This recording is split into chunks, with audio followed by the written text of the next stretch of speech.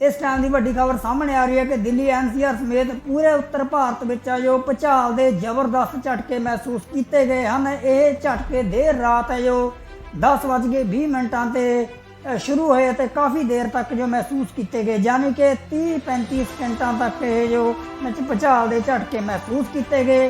झटकों के कारण लोगों चो जो डर का माहौल बन गया, लोग डरे हुए हैं तो डर के कारण लोग अपने घरों विचों आने लई बाहर आने लई है जो मजबूर हो गए। तो तुसी भी कमेंट करके दसो कि तुहाडे किहड़े इलाके विच जो भूचाल के झटके महसूस किए गए।